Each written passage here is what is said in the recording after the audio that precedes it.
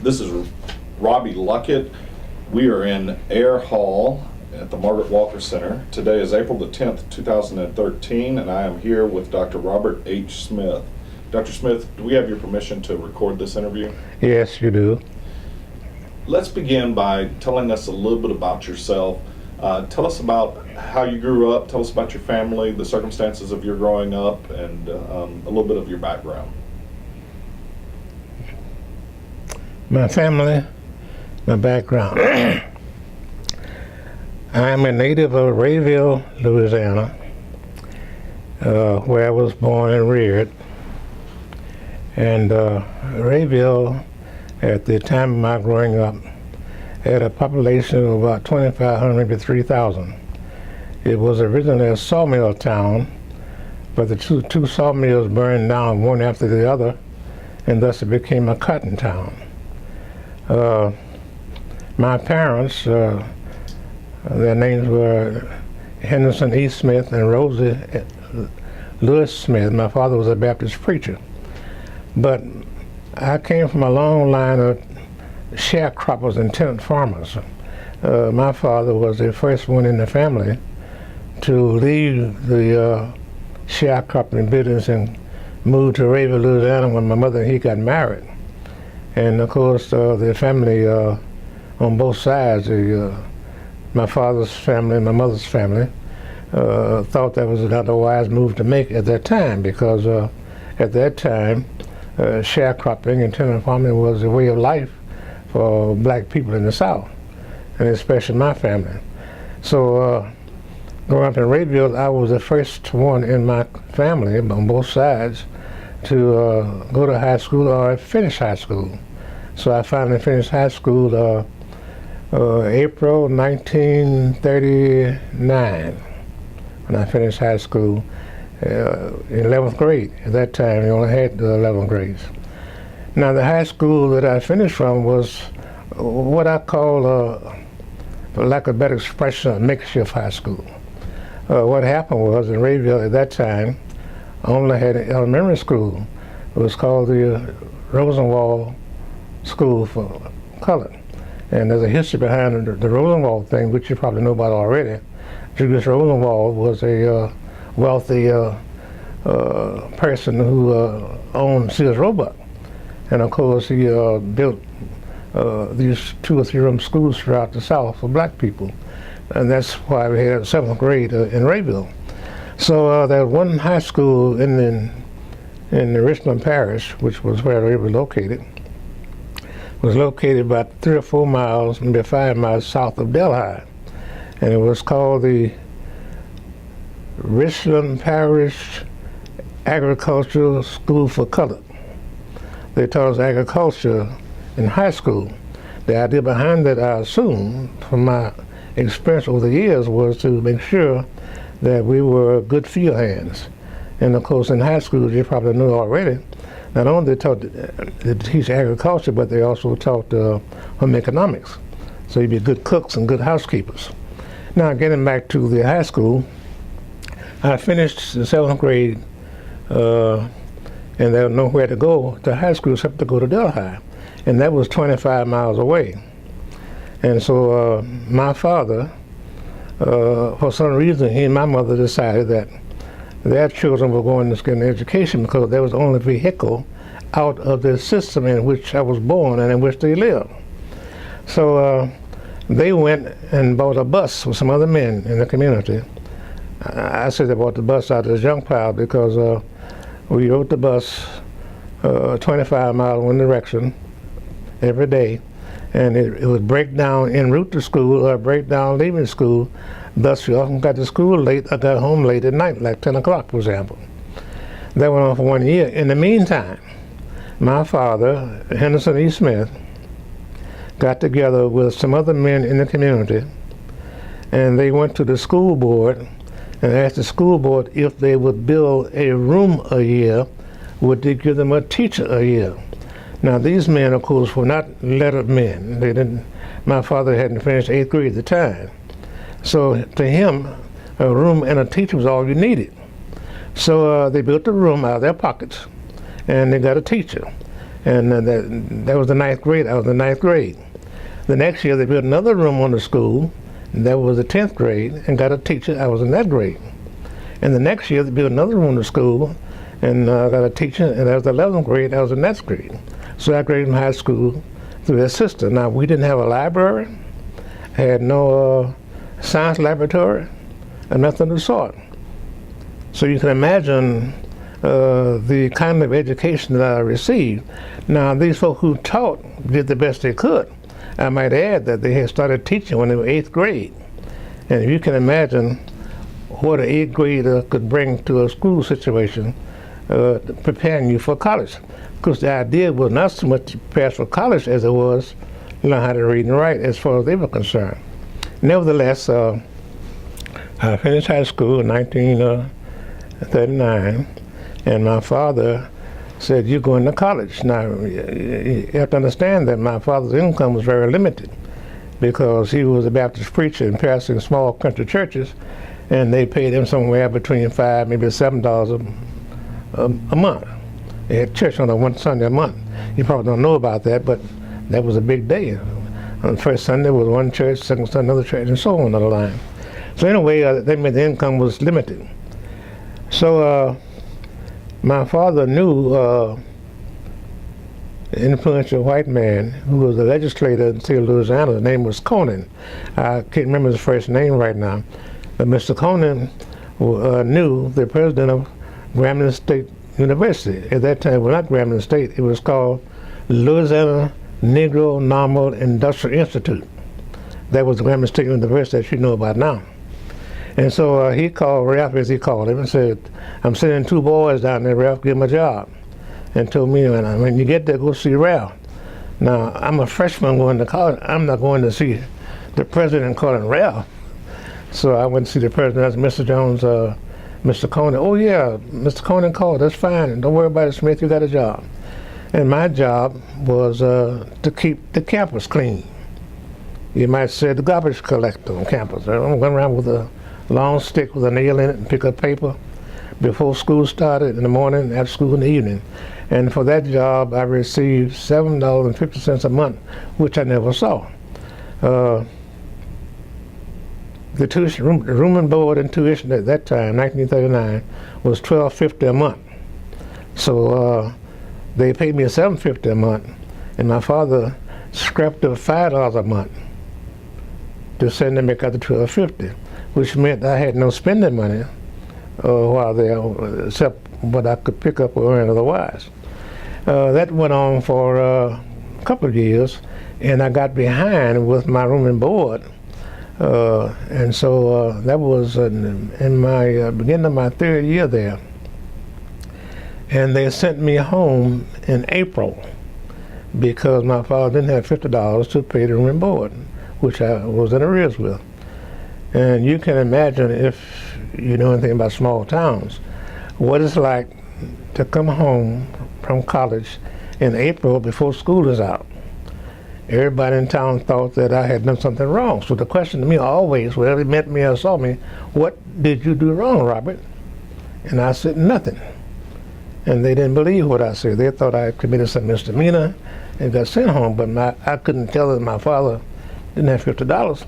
And back in those days, you couldn't walk in the bank as a black man and say, "Loan me $50," unless some white man would sign for you. And my father, at that time, had not lived on any white man's plantation because he left back in 1920. In 1920, he left. And so that meant he couldn't get the money, didn't have the money. I came home. And so I'm disgusted and disorganized and angry with the world, I guess, because I had to come home from school. So I applied for a job in Monroe, Louisiana, which is 20 miles west of Rayville. And I got a job at Bridges Boarding House. And the Bridges paid me $7.50 a week, working 7 days a week. And because I lived in Monroe, I didn't have nowhere to stay. I lived in the basement of the Bridges house, Bridges home, sleeping on a couch and some sheets that she gave me to sleep on. And the bridges became very fun to me because I was always reciting poetry as I worked. I was kind of lonely and wishing for school, so I recite poetry. I recited Lincoln's Gettysburg Address and so on. And one day a man who ran the Paramount Theater, you heard about Paramount Theater, I'm sure, heard me reciting Lincoln Gettysburg Address. He said, "Robert, I'm going to give you a pass to Paramount whenever you want to go."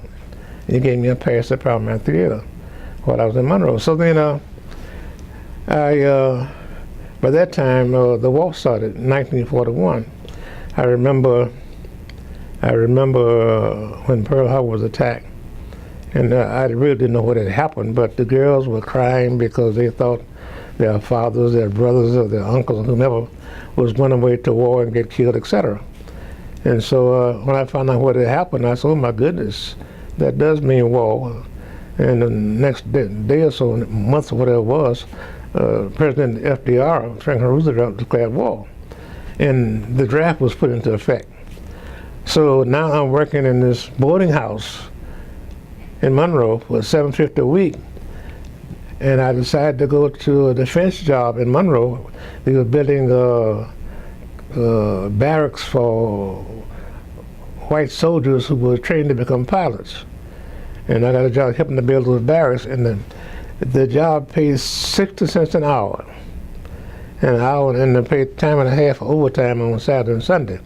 So my income jumped from $750 a week to $29.50 a week. And that was, at that time, was a whole lot of money. And so in October 1942, I was drafted in the service. So I came home, and the money I had saved, I gave it to my mother, my father, my brother, and my sister, and I went into the service. My draft date was October 24th, 1942. Now that's a very short, condensed history of my early years in Rayville. There's much more to it than that because growing up in Rayville, I left out one thing that I want to go back and tell you about. You can put some order to it later on if you want to. We didn't have any athletic programs at the high school. We had track meets and basketball. I played basketball, and I might add I was a forward. And my high score was 33 points in one game. And that was a big day for me, 33 points in a tournament at that. At any rate, the point I want to make here is that we didn't have a gymnasium, outside courts. And you can imagine playing basketball in a uniform that was meant for in-house play and playing outside in the cold weather. And I thought it was terrible then, but then when I thought about it, we must have gone to several high schools in the area, Farmerville, Norton, Tallulah, this is a little out of town, by the way, Port St. Joe, Columbia. None of these high schools had a gymnasium. All had outdoor courts, which meant when the weather was bad, raining, we couldn't play the game. I have gone to high school and they take croquet sack. You know what a croquet sack is? And to get the water to court so we could play ball, which means we played ball on a damp court and sometimes bounce the ball in the water, you know. But that was the way life was. So anyway, that's back to my high school. Now getting back to my time in the Army, we started in 1942. I went into the service and I went to Camp Beauregard in Alexander, Louisiana, where I was drafted into the service. I took the oath of whatever you want to call it, to swear to protect the country and life and whatever that was.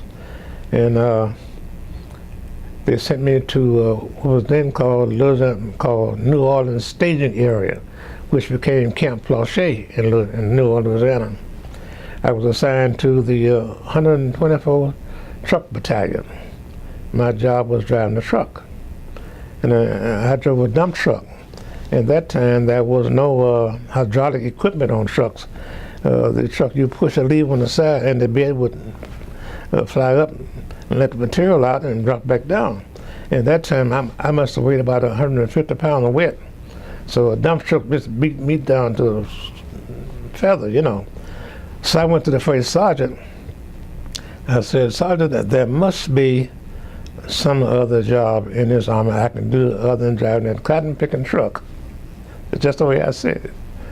And they called me schoolboy, by the way, because in my outfit at that time, there were 200 men in the company D that was in the 123rd Truck Battalion. Only about 2 of us, maybe 3, had ever been to college. So I read letters for young men from their parents or from their girlfriends. I wrote letters for them back to their girlfriends or their parents.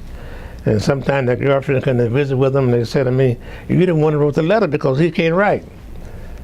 That was my experiences in the service. So anyway, the sergeant gave me. I was on a 5-mile hike one day with full dress, 40, 50-pound pack on my back, along with my rifle I had, and it was a 5-mile hike. And the sergeant came to get me in what was called a carry-all. A carry-all is similar to an SUV. He said, "Private Smith, I got a job for you. Can you type?" I said, "Yes." I had never seen a typewriter. But I said, "Yes, I can type." He said, "Come on, you're going to become the clerk." So I went to the office, met the lieutenant who was commanding the company. His name was Koziski, a Polish name, I guess. And he showed me my office, showed me my desk and a typewriter. And that night, I went to the Post Exchange. I bought a self-teaching manual for learning how to type. And every night, I would spend hours with that manual learning how to type. Because my job was to type training schedules for the company for each week. And this training schedule must have been 2 pages long, legal size paper with lines and whatever. I learned to do it, I could really do it. So being in the battalion headquarters where I was located, all these books on the wall were Army regulations. So I had plenty of time on my hands, so instead of going to town at night, I went down to headquarters to read the regulations. And I found out, by this time, by the way, I was promoted to corporal. I found out that I had earned a high score on the Army General Classification Test. They only required something like I'd be 110 for you to qualify to go to OCS, Officer Training School. So I found out that I could either go to Officer Training School by applying for it or apply for a position as Warrant Officer Junior grade. A warrant officer received the same respect and the same pay as a second lieutenant, and then had to spend 90 days eating worms and running around the woods all day long. So I decided to apply for warrant officer, and my commanding officer, Lieutenant Koziski, was very pleased to recommend me for it because he thought I was the smartest color boy he'd ever seen. Matter of fact, he told me that. Well, you can understand that, because most black boys, most color boys at that time, what they saw were field hands, cotton pickers, plow hands. And here I was, an educated young man, 21 years old, 3 years of college, almost 3 years of, 2.5 years of college. And so to him, I was the smartest black boy they ever seen. So he recommended me for the position, so I was discharged from the Army as an enlisted man and re-inducted as an officer. My number was, I remember now, W212669 was my officer serial number. So I became the personnel officer for the 500 Foot Battalion, led by a Colonel Newelton, N-E-W-L-E-T-O-N. He was from Pittsburgh, Pennsylvania, and he was not a Southern man. And after about 6, maybe 7 months, I was promoted from Warrant Officer Junior grade to Chief Warrant Officer. And I spent the whole time from July 1943 till May of 1946 as the personnel officer in the 500 Foot Battalion. My job was to take care of Army payroll, take care of applications for young men to send money to their families, to their wives, or to their mothers. And for a long time, I was the only black officer in this outfit, because back in those days, I was segregated. And the 500 Purple Tail was commanded by a white officer, a major, lieutenant colonel, a major, and a captain. Captain was the adjutant of the unit, and my job was assistant to the adjutant, so I was 4 officers: the colonel, the major, the captain, and me. They meet up together, Army headquarters. So all these men now have a black officer, and they felt, how should I put it, a lot of confidence, a lot of feeling toward me. They brought their problems, their girlfriend problem, their wife's problem, their mother's problem, all these things they brought to me. To write letters or read letters or whatever. And so I went overseas, and I was stationed in Belfast, Northern Ireland, for about 3 or 4 months before D-Day. And I taught about 20 or 25 men how to read and write.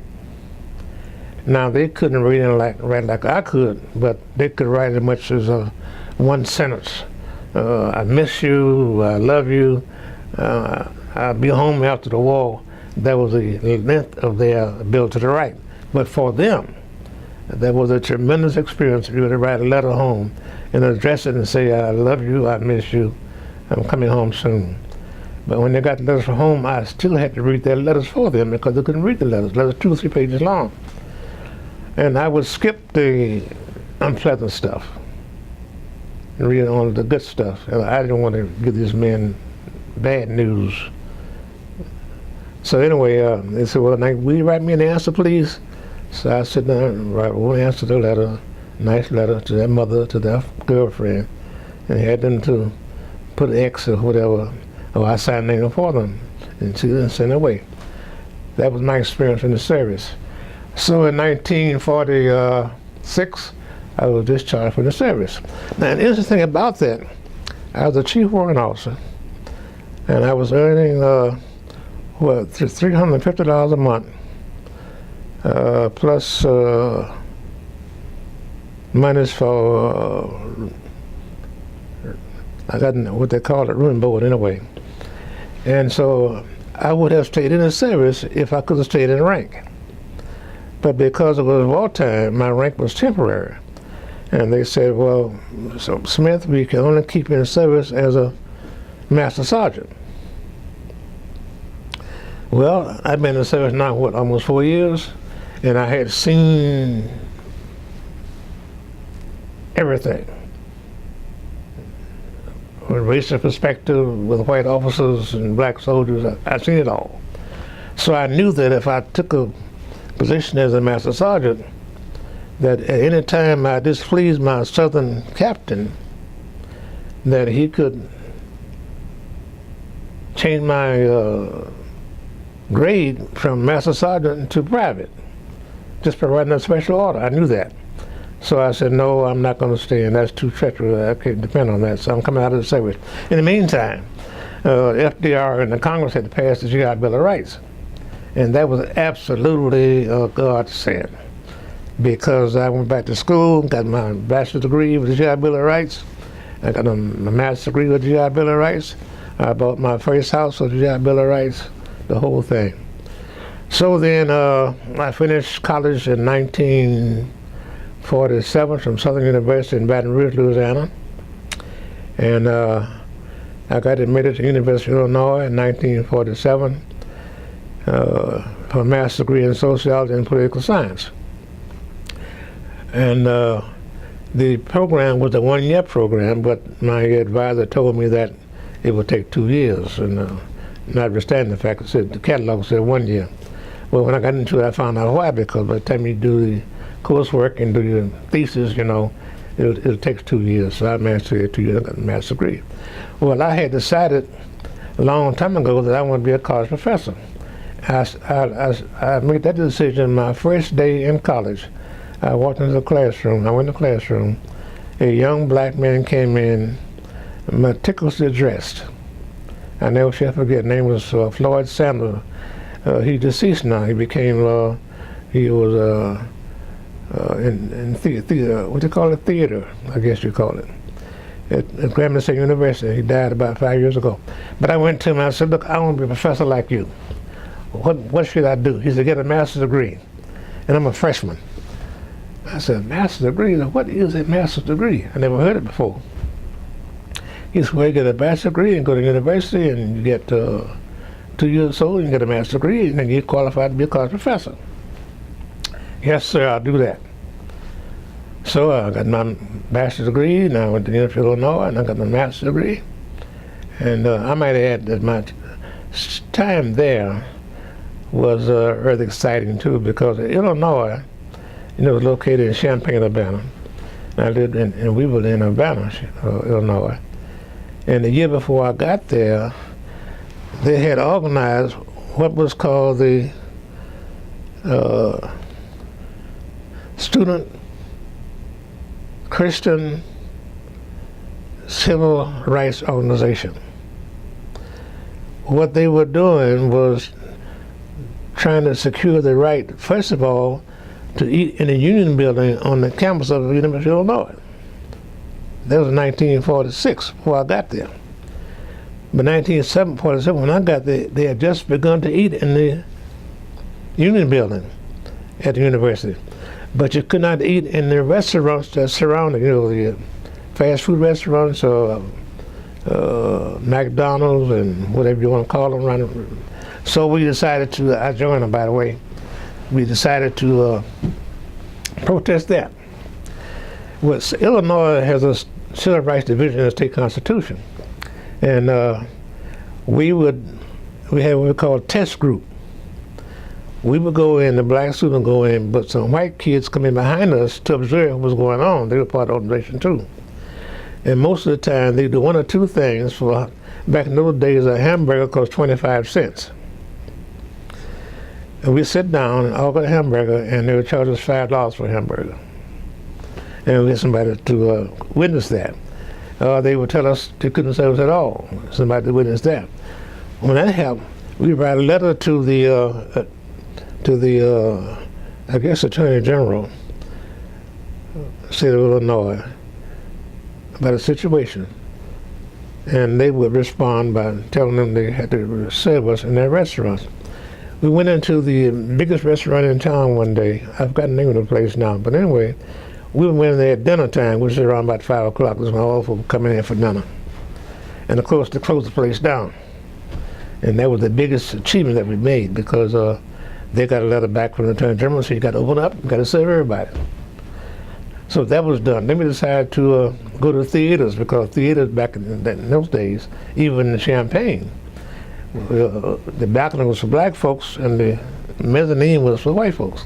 So we decided to go in and sit in the mezzanine area. And that created if you can imagine, a lot of noise. We got that cleared away. So in the meantime, I got married to my wife in 1948, and we were still fighting the remnants of segregation in Champaign. And my wife and I went into a restaurant one Sunday afternoon, and we sat down in this restaurant, ordered our dinner, and the dinner came, and we had a waitress standing beside our table. And we take a sip of water, she poured water in the glass, fill it back up. In the meantime, these white folks sitting around at the table, oh no, why they didn't have a private waitress. It was amusing, really. And so they couldn't have a private waitress, so they began to complain about it. So they sent out all the waitresses they had to go to the table.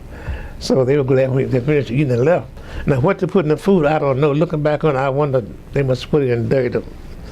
Lucky to be alive.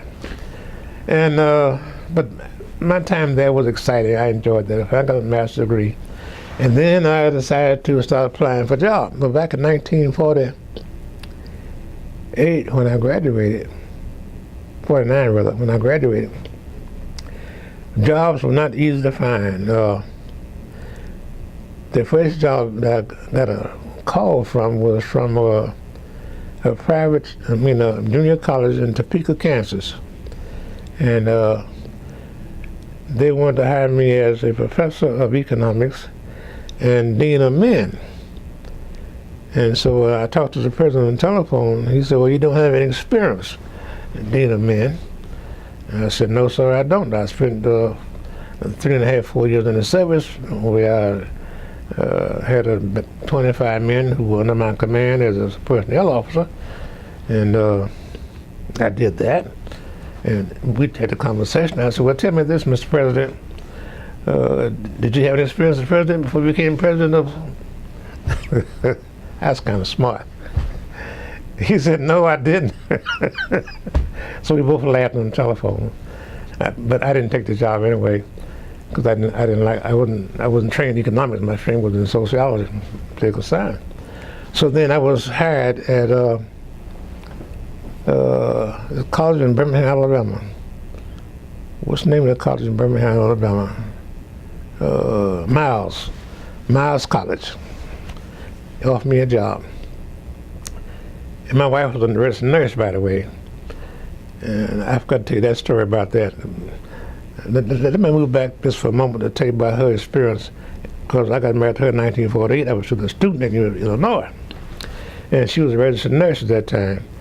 And she went to 4 hospitals in that area. She went to every hospital to get a job, and they would not hire her because she was black. She finally went to the Catholic hospital in Champaign, Illinois, and the sister in charge said, I hire you on probation. If the doctors like you, I'll keep you. If they don't like you, will not stay. My wife at that time was a surgical nurse. And she got the job, and they liked her, and she stayed there until we left a year later.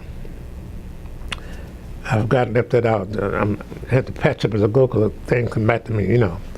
So now my first job at Miles College, and the president wrote me a long letter about his expectations and where I was to stay and all this kind of stuff. I didn't like the letter because I could see that at this small private school, this president must have been a dictator. I picked that much up from the letter. I said, well, this is the only job I have. Meantime, the dean of the college at Miles College came to Champaign to interview me. And that was before they hired me, by the way. And he liked me and said, I'm going to hire you. And they offered me a letter. And so in the meantime, I had applied for a letter at Florida A&M University. And they wrote me a letter that said I could have the job there. Well, Florida A&M not only was a state school, but they had a hospital on the campus of Florida A&M, and my wife was a registered nurse. So we decided to go to Tallahassee, to Florida A&M University. And that's where we went. And she became eventually the director of nursing for the hospital. And I was still instructor sociologist for the Department of Sociology at Florida A&M University. Well, I was at Florida University from 1949 until 1973. I left as an associate professor. In the meantime, I didn't have a PhD at that time. And Florida State University was across the street, so to speak, from Florida A&M University. I went to the dean's office one day. My salary was not what I thought it should have been. By this time, we've got 3 babies, my wife and I. And both our income,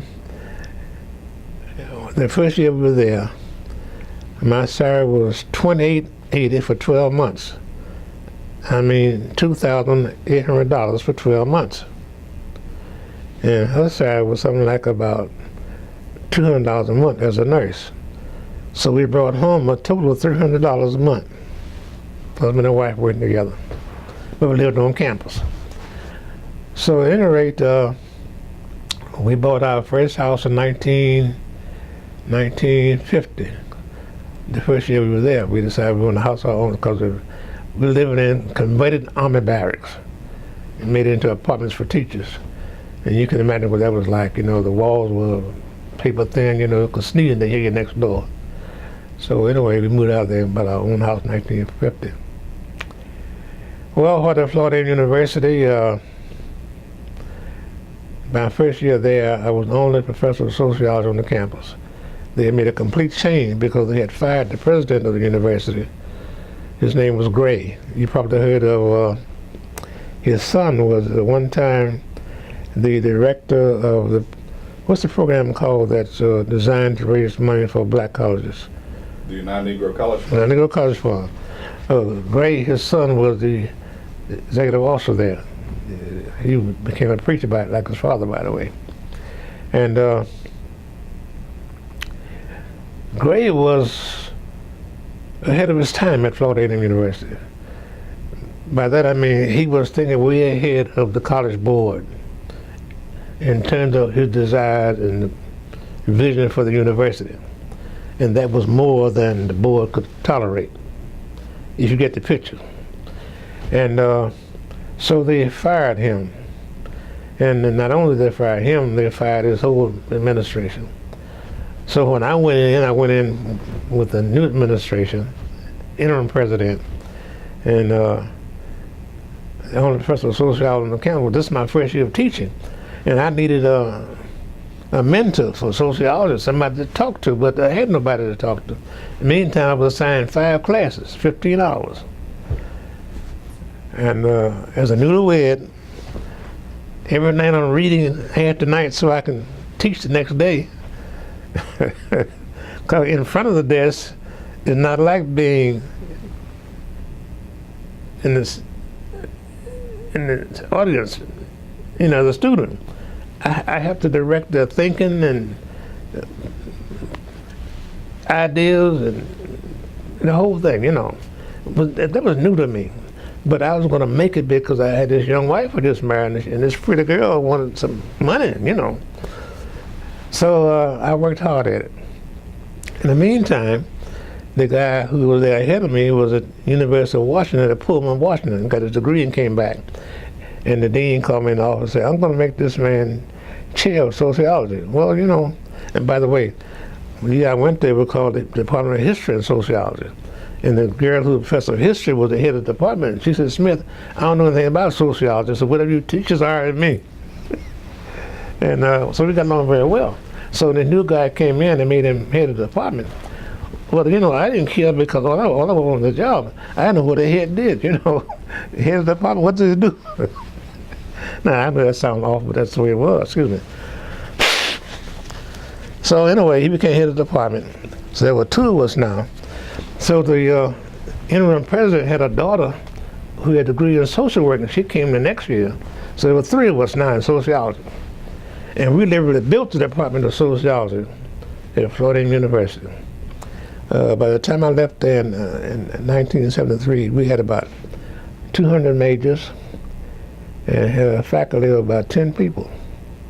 Now, we did that because we wrote proposals for grants, grant money.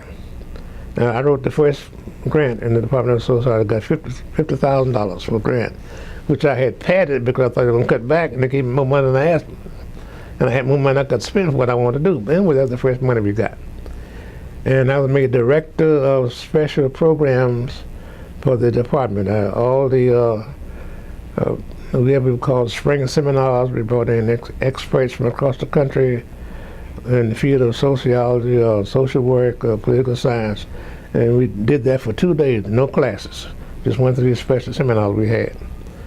I was the director of that program for, I guess, 15, 20 years. In the meantime, I organized Pi Gamma Mu, which is a National Social Science Honor Society. You probably know about that. They have one on campus here. And I became the advisor when I came here, but I was a dean, so I couldn't do the same kind of things for them here that I did as a professor. And that became the biggest, most exciting honor society on campus. To the extent that even the president's wife wanted to belong. So the president called me one day at noon at lunch, said, his name was Gore, by the way, said, Mr. Smith, my wife wanted to join Pi Gamma Mu. Well, now his wife didn't qualify. But the president's wife wanted to be a member. You know what I did? I made her a member. And in the meantime, I went to Florida State University and I went to see the department chair whom I knew from professional meetings. Name was Lee Axelson. I said, Dr. Ackerson, and he said, Robert, now you may call me Lee all the time. Now, Dr. Ackerson. I said, okay, well, I want to put it, I came here to tell you that I want to get in the Department of Sociology for a doctoral degree, and I want to get in today. Now, let me tell you this. The Board of Control, State of Florida, told the president of the university, if any one of us black professors were to apply for admission to Florida State University, we were to be summarily fired. You get the message? So here I go over to the Florida State University, to the department chair, and tells him that I want to get into the Department of Sociology. And he said, okay, Bob, I'll let you in provided you bring me 1,000 on the GRE. You know what that is, GRE.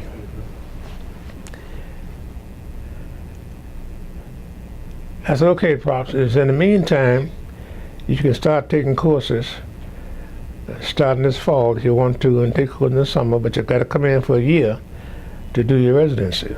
So I took my first course, that was in 1968. And I took course in the summer when I was off. One course in the fall, one in the spring, and 2 in the summer. Until I got no courses. And they said, well, come in for a year for your residencies. Okay, I went in for a year for residency. And then I got my proposal for my dissertation ready and did that. So I graduated in 1973. March 1973, a PhD in sociology from Florida State. But let me back up now. Here again, you could do a little patchwork, Doc, because I'll go back to the experience I had in high school. I mentioned basketball. I forgot to tell you this. Because we didn't have a gymnasium to play in, and the white school downtown Rayville had a gymnasium, a football field, they had the whole works. And we had just one building. 3 of us boys, 3 of us, AC, Leon, Robert, 4 of us boys. One time, it was 1937 now, if you get the picture, 1937, you're a historian, you know what 1937 was like for black folks, okay? We went downtown Rayville, this 2-story building, went upstairs, down the hall to the principal's office to ask him if we could play basketball, our games, in that gymnasium. He had one word. You know what that one word was? No. We were down the hall, back out the room, back to school. Now, if anybody had squealed or hollered or anything ordinary, they would have carried us out and did what white folks do to black folks in 1937. My father never knew about that. The principal of the school never knew about that, but the coach knew about it because we told the coach we were going to do that. I thought about that when I went to Florida State University and told them, man, I want to get a PhD from Florida State in this GRE. So now, I'm in the program now, and I'm on the black boy in the program, black man in the program. And I must tell you this. One day in this class, one of the guys in the class said, Bob, is it true that black men are more potent in the bed than white men? And I'm talking to me now. I said, if this fool doesn't know any better, I'm going to help him out. I said, you mean you didn't know that? The prof just died laughing. I had a good time there, I really did. The dissertation was fine, everything was fine. And the day after my defense dissertation, they called me Dr. Smith. I literally floated across campus. I went back to Florida A&M and down the hallway of my building, all on both sides of the hallway. And congratulations, Dr. Smith, both sides. So now I went to see my dean, who had told me, I'm not going to raise your salary until you get a PhD. That's what he told me.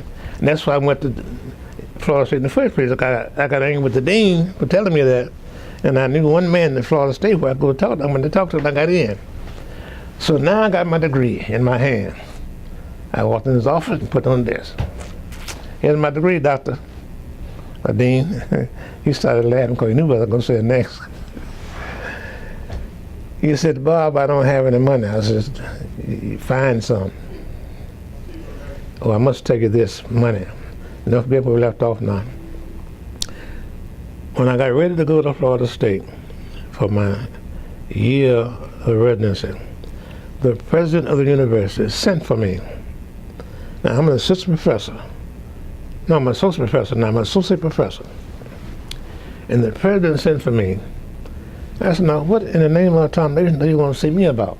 Ain't no the president. I got a department chair, I got a dean, I got a VP academic affairs ahead of me, and he sent for me. I said, what in the heck does he want? And I knew him, by the way, because we were professors together. I got in his office. He said, Bob, says, how much money it takes you and Grace for you to go to school? My wife's name is Grace. I said, what? I'm shocked, you know, because we had saved some money to pay for the house note and other stuff. 3 kids going to school while I was going. He said, look, I know you're kind of shocked now, but go home and come back tomorrow and bring me your budget. Tell me what you need. I went home and sat down with my wife, and we padded the budget because I knew you were going to cut it back. I went the next day, I put the budget on the desk. He said, that's what I'm going to give you for 12 months. I said to my wife, when have you got this money for 12 months? But now I can't fail because the family is behind me, the faculty of Florida A&M knows I'm in school, and the president is paying my way to school. So I got to pass, right? That was pressure multiplied by pressure. Nevertheless, I managed it and got through with it. So then, the summer of 1972, they had what was then called a 13 college program. You heard about that? 13 college program? It's Jackson State was in that program. The dean sent for me because the department chair had asked me to go to Dallas to represent Florida A&M.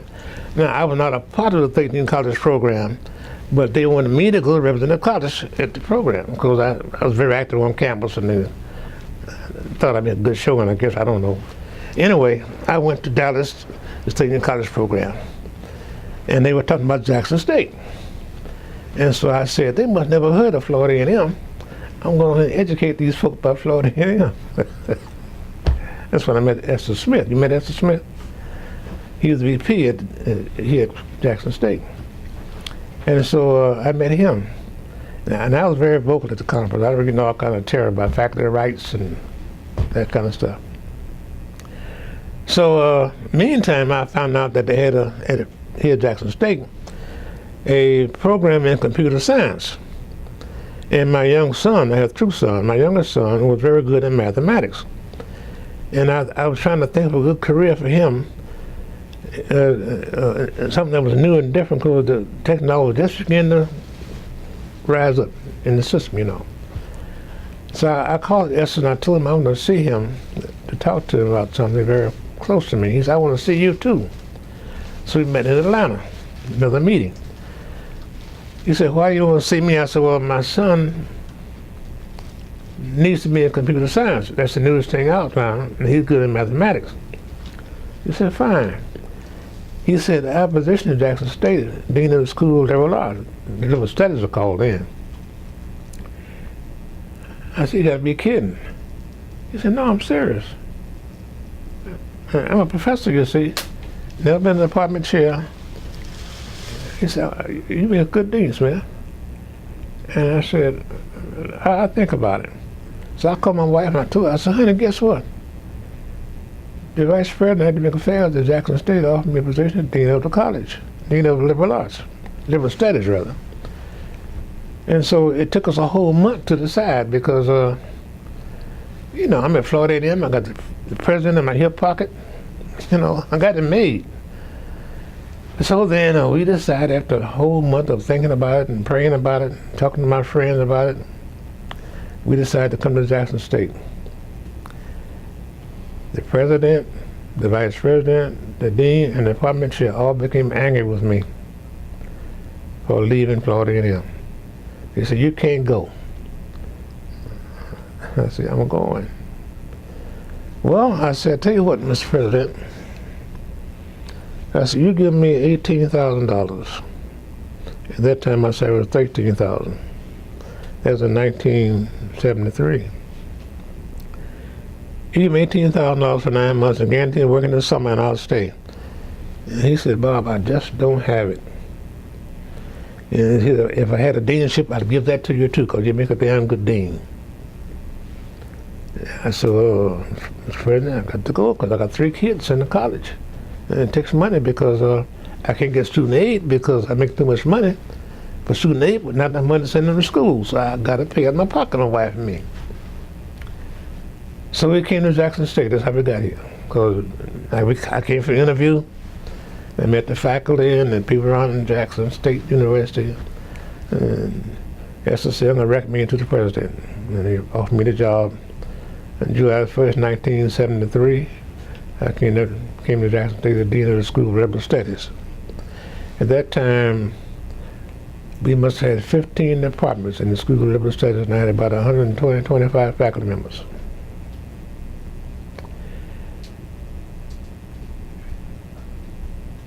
I better stop there unless you ask some questions. But I can go on.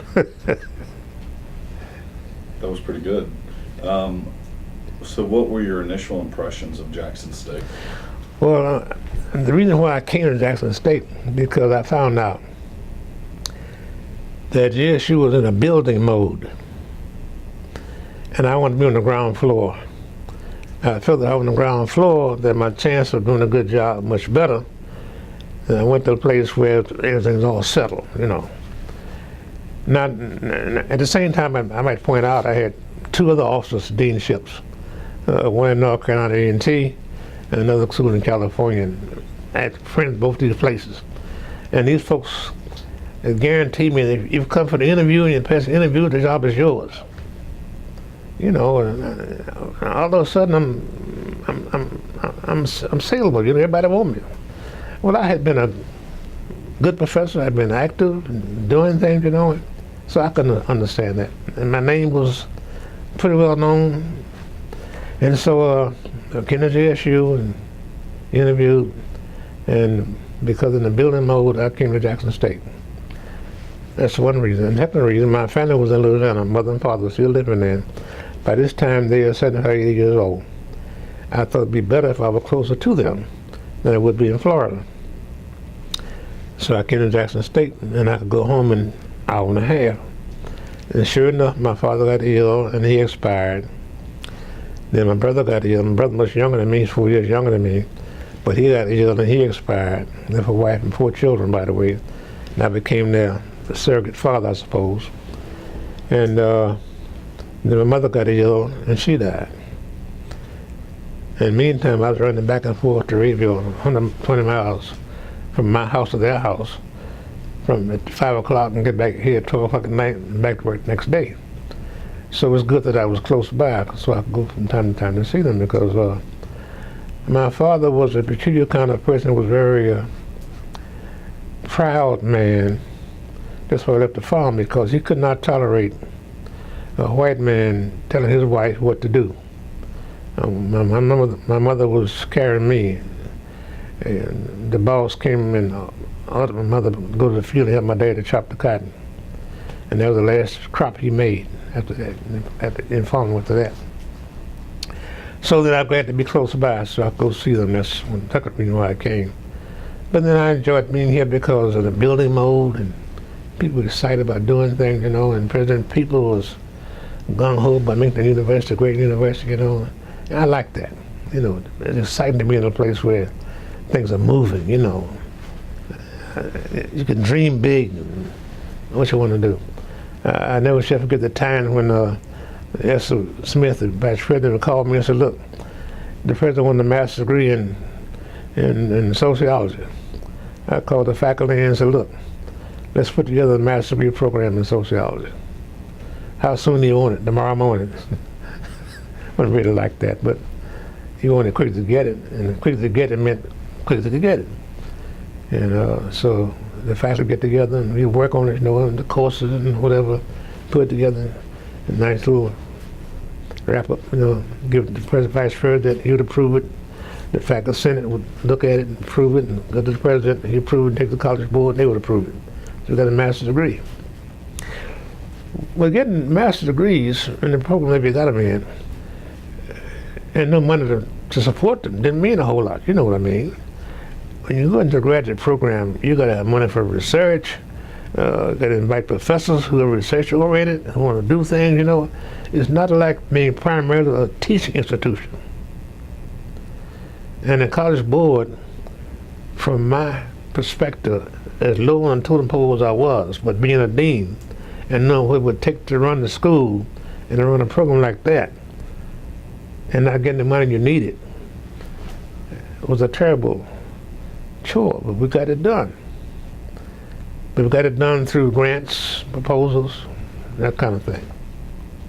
I might add that President Peoples and Vice President Smith, when I came in, after I came aboard, they told me that they wanted every department in the School of Liberal Studies to be accredited by the institution that accredits departments, like chemistry, the American Chemical Society, what they call ACS, and social work, you know the name for it, you can look it up. And political science got a program in what they call that program? They got a second program in political science now. What's that program called? It's in I should have brought the catalog. I didn't bring it when I forgot to bring it. Anyway, I got that accredited, and then we organized a program in mass communication, got that accredited. So we got chemistry accredited, we got art accredited, got music accredited, got social work accredited, and political science. There's 5 programs we got accredited. That's what they told me they wanted to do. My first day here at the job, this is what we want you to do.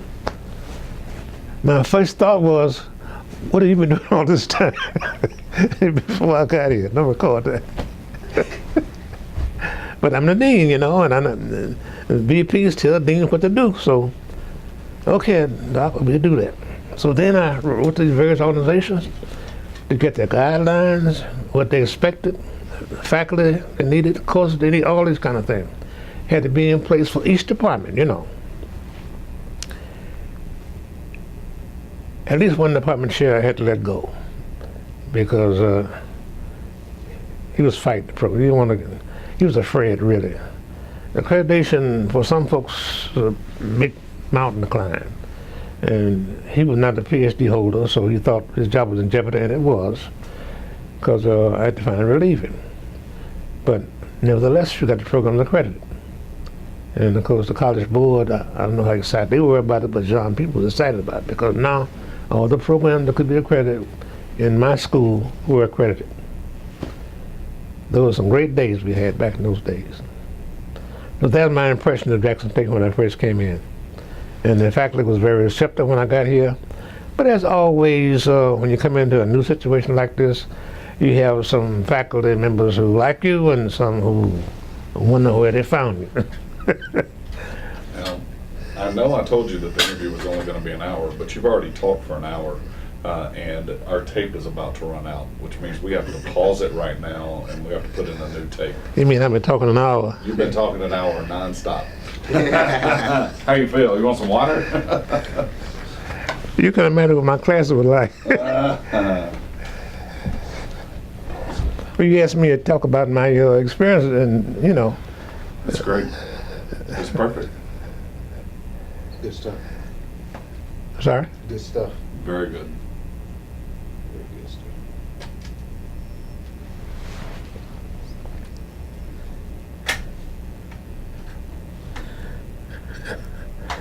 Well, I'm gonna let you talk now. I'm not gonna do any talking no more. My wife, Glad that you mentioned John Peoples. We had him in there for an interview earlier this week. it is. He was here. So I want to, as soon as we get loaded back up here, I want you to tell us some more about John Peoples. As soon as he gets I hope I didn't contradict him in any kind of way. Okay, can you tell us a little bit about John Peoples and what he was like as president?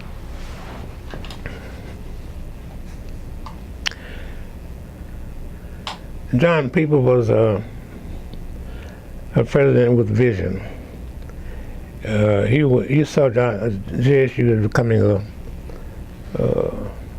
a great university in the sense of being like other universities in the state and the nation. And we did everything we could to help make it become that. That's one of the reasons why he wanted the programs accredited, because that's the first thing you do to become a great university. Notwithstanding the fact that Harvard doesn't worry about these kind of things. It's Harvard University, but Jackson State is not a Harvard. We have to do the best thing we can do to make our name known. So we worked hard at that. And he wanted, along with he and Estes, wanted more doctorates. So anybody we hired from that point on, until I came, we looked for PhDs. And because that's what they wanted. And I had no problem with that.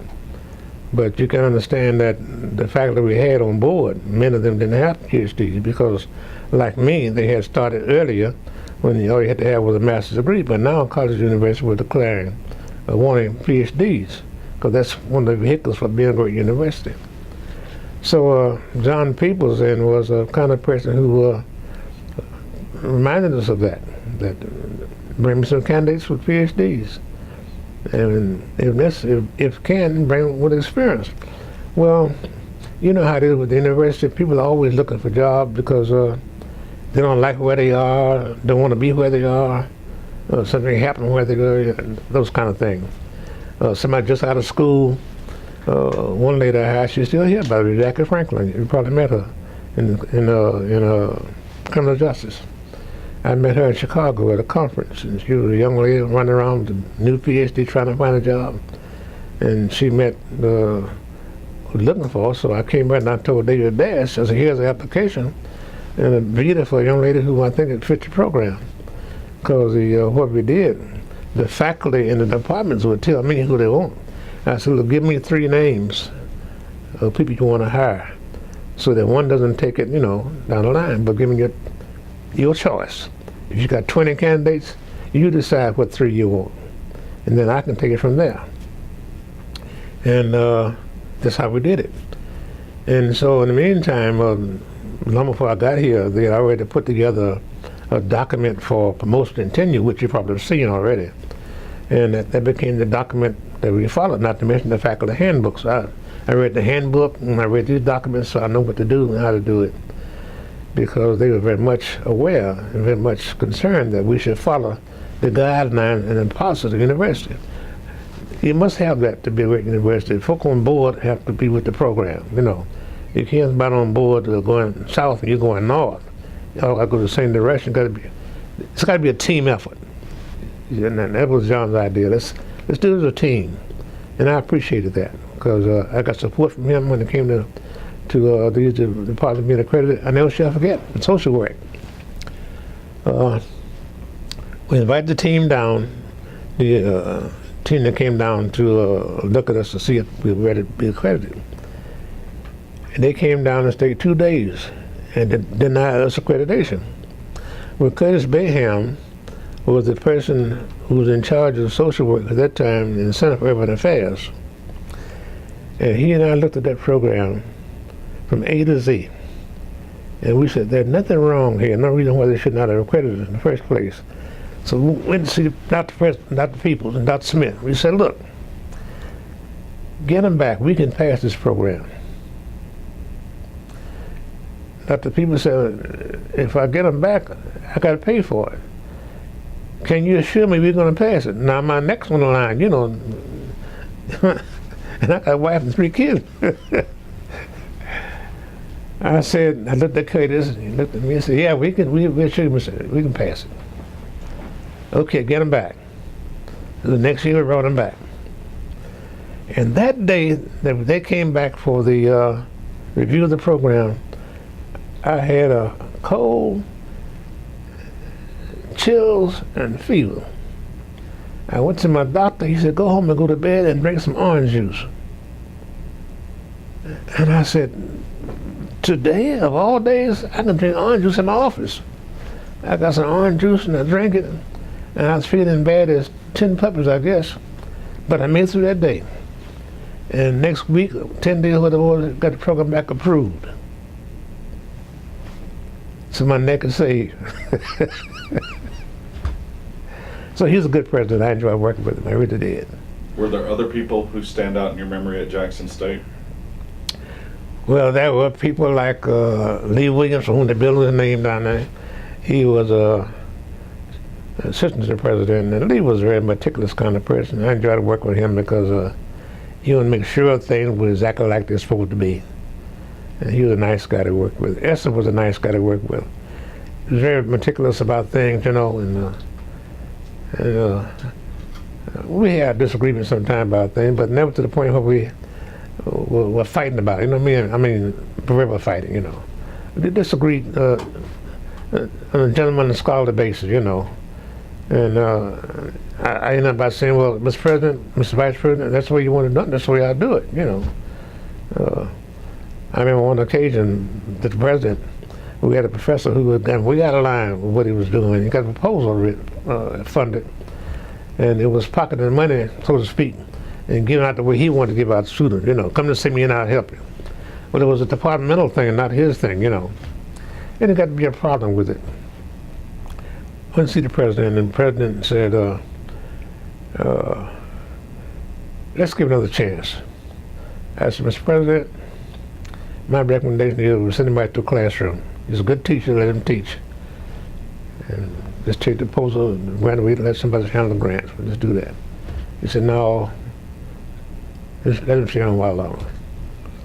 3 months later, same man, back in the same office with the same people. I didn't say a word. The president said, well, Smith, you know, I know what you're thinking. And I was thinking, if you had done like I said in the first place, we wouldn't be back here now. That's the kind of guy he was, you know, he'll give you a chance to really cut the mustard. If you couldn't cut it, then you're gone. And I had some faculty members who didn't like things. They'd come in and say, like one lady told me one day, I'm going to resign today. I said, okay, fine, that's what you want to do. And she did resign that day. I called Esther and I said, look, this lady want to resign today because she doesn't like certain things going on, and I'm going to accept it, and I wish she would accept it too, and he did. And so she was gone, you know. I'm talking about teamwork. And he could have said, no, Smith, get her to stay on, you know. He didn't say how you organize the class because he knew I was going to take care of that. It's my responsibility to sit the class was taken care of, so, and I did. But that was the kind of teamwork we had between Esther Smith and Robert Smith and the president. What about one of your faculty members, Margaret Walker Alexander? Margaret Walker Alexander was an outstanding person. He was a scholar in every respect of the word. I first met her in Atlanta, Georgia at a conference. It was before I came to Jackson State. And she was raised in terror then at the conference. She was a speaker. And I found her quite amusing. And I wondered, I said, my goodness, she must be terrible to work with and work for. And she was a go-getter, push of what she wanted. And she came to school one day and she wanted something to come off as first. Dr. Smith, I want so and so and so. If you don't get it, I'm going to see the president.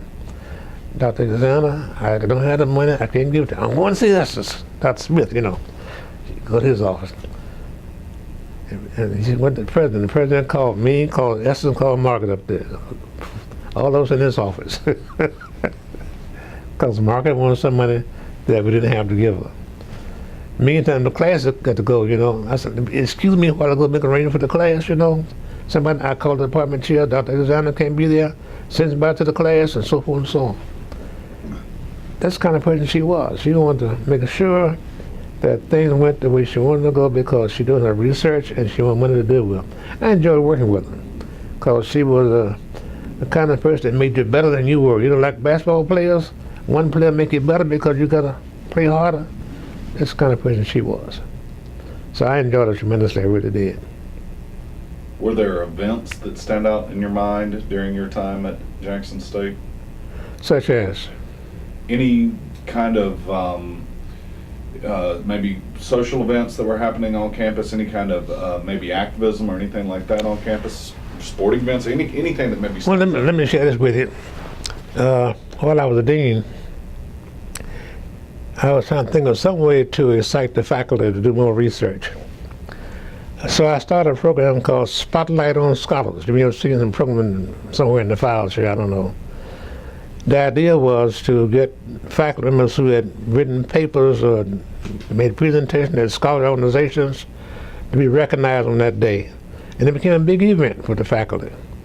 And I don't know whether they still carried on, probably don't, because Mary Benjamin succeeded me as dean here. Then Dr. Robinson, who was my assistant when I was here, took over from Mary Benjamin. But Dolly was my next in command in terms of a program. I said, look, Dolly, make sure this program goes, it's your baby. And she did it. Now, whether they still have it or not, I don't know. But that was a very exciting event to have those programs every year. And the faculty became very excited about it. And once or twice, we got some money to give to the best presenter, the best paper, we thought, a trip to a professional conference. And that meant a whole lot because somebody got a free trip, you know, money to go and whatever. Because money was scarce, you can imagine. They had no money for travel, not to mention. Only one or two people could travel. So here's the person who earned the right to travel, you know. So it made it kind of exciting. You mentioned Dolly Robinson. Of course, our College of Liberal Arts now is named for her. Yeah, I know. Speak about Dr. Robinson.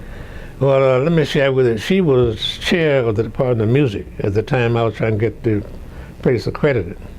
And so I called her in and we talked about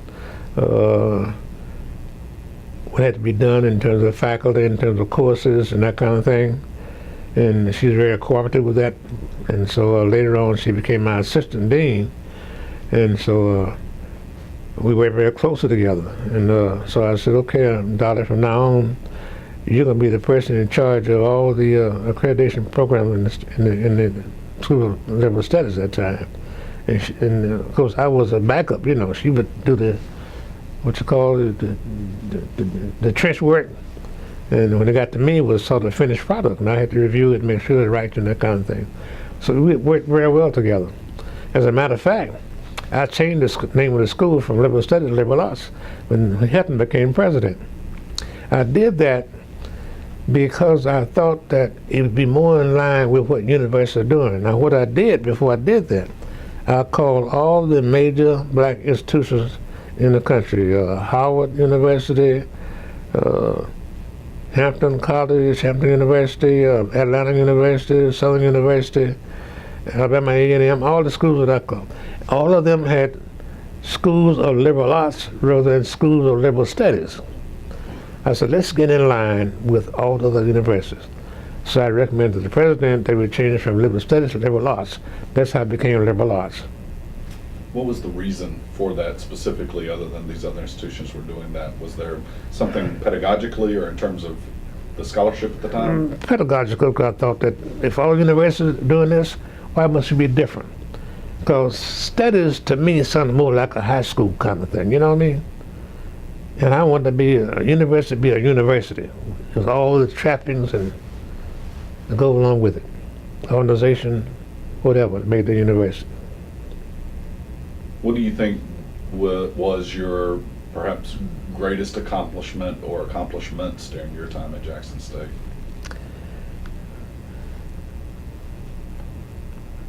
That program, the Spotlight on Scholars, was a great thing I did.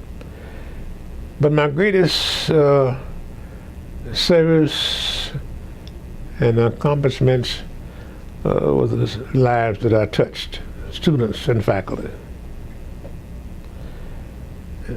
Students came to the university to learn, to be taught, And my job was to assure them of a solid education by working with the faculty and making sure their courses are what they were supposed to be, doing course outlines and that kind of thing, make sure they met the ideas of this particular course. And the fact that I was also instrumental in helping people to move their own lives ahead, faculty, promotion, and tenure. Every year we had 5, 10, even 15 promotion and tenure hearings. And to get ready for that, they knew what to do to get ready for it. And unfortunately, I had to say no sometimes because some folks didn't quite measure up. And it's tough to say no, but it was my job. I couldn't say to the vice president, this man is ready for promotion, when in fact he was not, because that would not look, my integrity was at stake as a dean. And I called the department chair and I said, you recommend this man in spite of the fact you knew 1, 2, 3, 4? Well, he's a good man. I said, that's not good enough. He's a good man. But did he do 1, 2, 3, 4? No, he didn't do it. Well, we can't do that. So I must inform you first, I'm not going to recommend it. The committee that we appointed, I had a committee come to my office to met, wouldn't go along with it, so that's where we are. So tell them that we're not going to do it this time. So I wrote to the vice president and I said, he's not recommended for promotion, and these are the reasons why. I never gave him a letter about a promotion and tenure without telling him why. Why we recommend him, why we did not recommend him. So he had a solid ground to stand on. If you want to go to court, went to court once or twice, by the way, because people want to be promoted. And fortunately, I always had data ready. Like one time, we had a position in the Department of Speech. Guy applied for it. He's a black guy. And the top candidate was a white guy. No, a black girl from Ohio State. But she just had not taken the job. And they gave me 3 names, you know. This black girl from Ohio State, this white, I can't remember the white guy, but he had everything you want in the person who was speech department. And the third person. And the person who took us to court was way down the line. Number 10 down this way, you know. But he was black. He thought we gave it to the white person that we were being racist. Here we go on the Easter Friday morning down to ELC to defend our position. And ELC saw what we had done. I said, look, we had 25 names and 3 rows to the top, and here are the 3, and that's what we did. So the ELC folks said, well, what you complaining about? Well, you want the job. And he thought because he was black, he ought to have it. But by that time, we were looking for scholars, looking for faculty. We were looking for color of skin. If you're going to be a great university, you can't be like that. You got to look for scholars, you know. And so we won that case. One adverse kind of thing that happened, you know, but it's part of being a university. But the one thing I learned from that, I always learn whatever happened, be careful what you say and what you write, because it'll come back to haunt you. I went to a conference in Colorado City, a small college in Colorado. I forgot the name of the college now, but they had a lawyer from Ohio State University who taught the course. You know what he taught us? How to write and what to say to people. And by this time, I'm a seasoned dean, you know, I know all this stuff. But to hear him say it, it was exciting, you know. So on the same line of thinking about things that happened, I had a professor who was an alcoholic. And the department chair had him in my office twice on the carpet. And each time I didn't recommend dismissal until the department chair worked with him a while longer. Let's not hurry through this, because if we hurry through this, you go to court, you lose the case. So not only that, he's a good teacher, but you got to stay sober. So finally one day, he came to class deliberately inebriated. Here comes the department chair, dragging him in, wobbling. I said, Doc, this is it? He had a PhD, by the way. He said, man, be compassionate. I said, well, I have been compassionate. This is the 3rd time, remember? He said, yes, you have. He said, will you recommend me? I said, oh, yeah, I recommend you. He left, went to Dallas, Texas. And one day the superintendent of school in Dallas, Texas called me and said, "You know Dr. X?" I said, "Yes, I know him." He said, "I got your letter." Well, the first thing he asked me, the telephone I was on was at a direct line from my desk to his desk. He had, this is no party line, this is a direct line. He said, "I got your letter, but it didn't say anything." Well, I knew that when I wrote the letter. So we both laughed about it.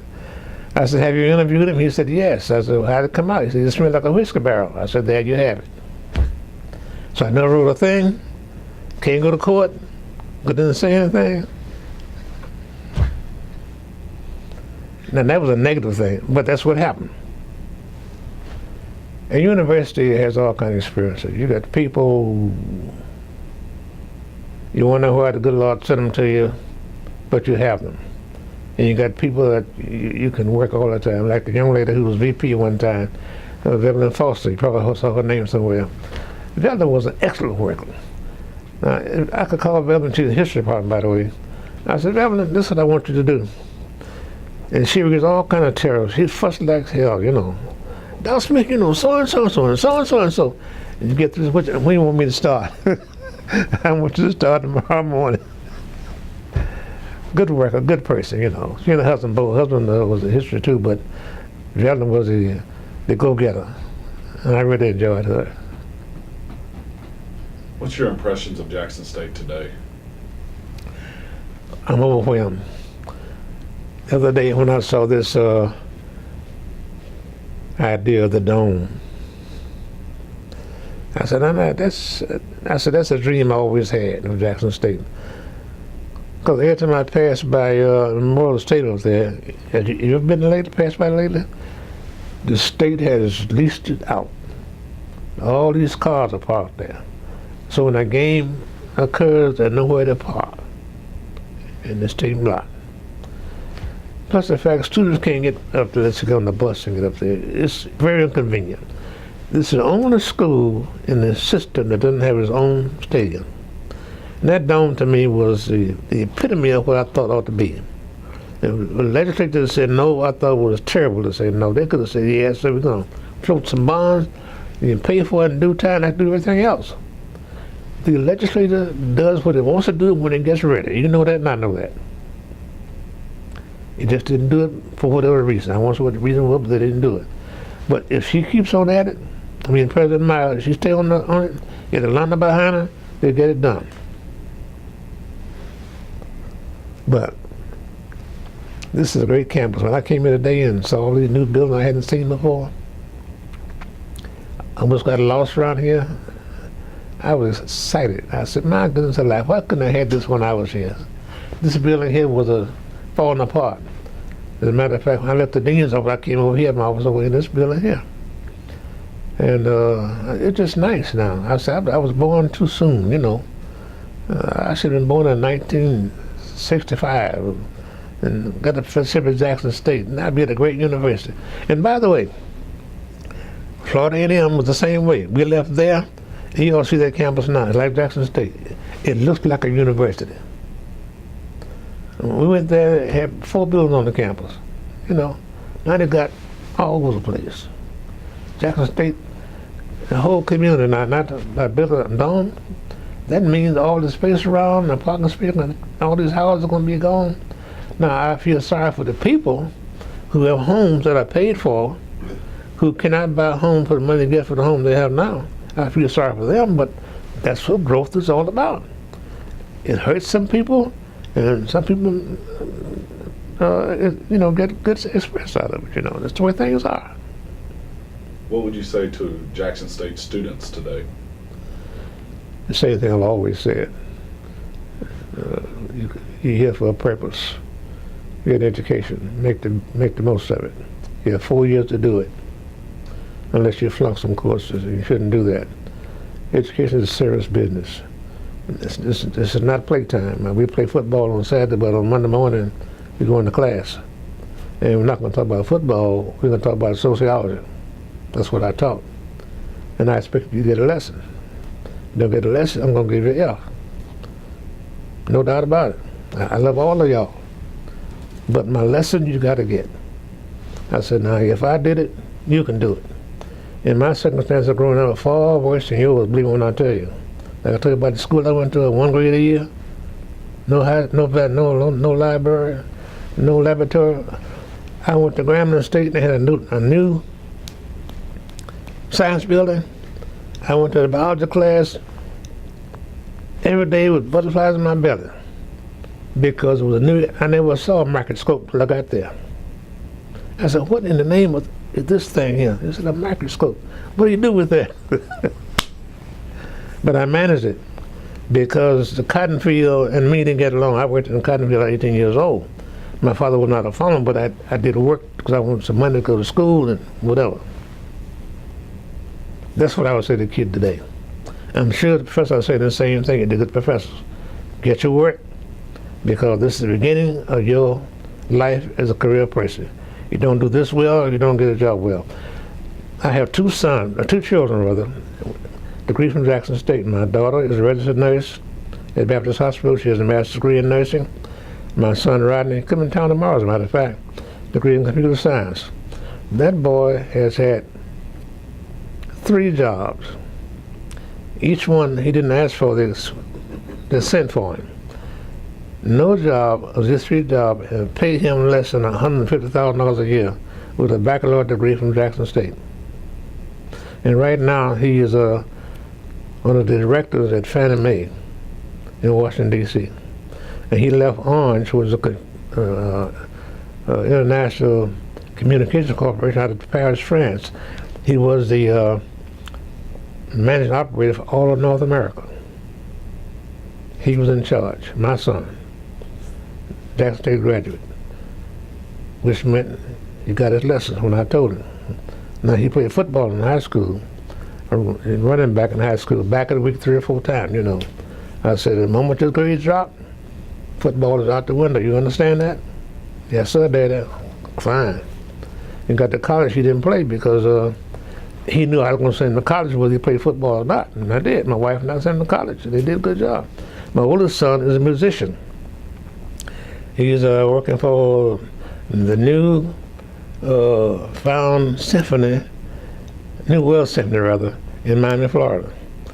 He goes to Europe every summer, and he visits several European countries during the season, during the winter, looking for young scholars to put together a symphony that plays in Verbier, Switzerland for concerts during the summer. But he graduated from Florida State because he's my oldest child. We lived in Florida at the time, you know. So that's what I would say to kids if I were teaching today.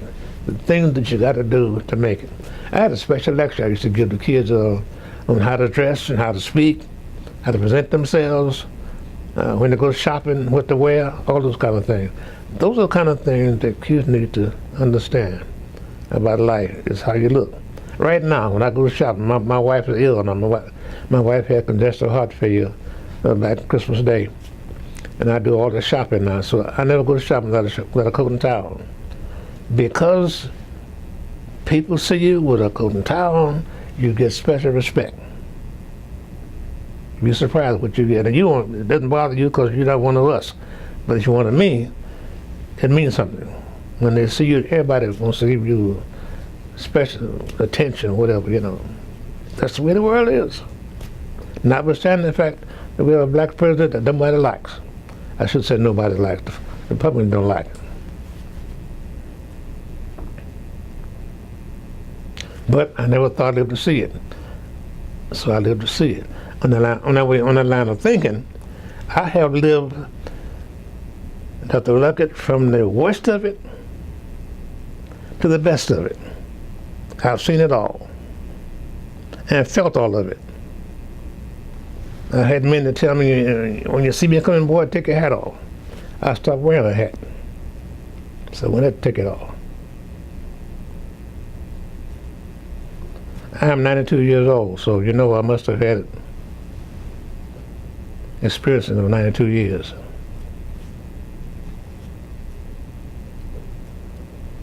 Well, this has been great. Is there anything else that you want to add that hasn't been said in the last hour and a half?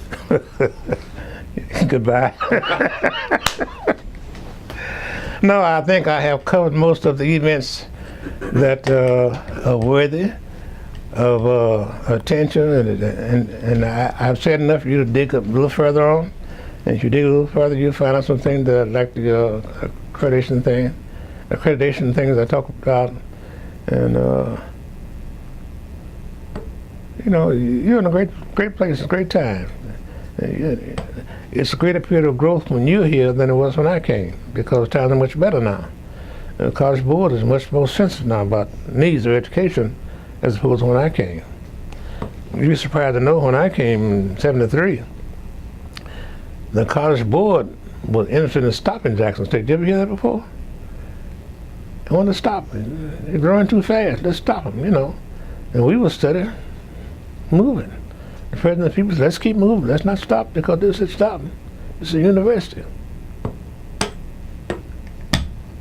Well, we appreciate your being here. This has been fantastic. And I know for a fact we could spend easily another hour and a half doing this, just digging in some more. But we'll have to get you back another time for round two. No. Thank you so much. It's been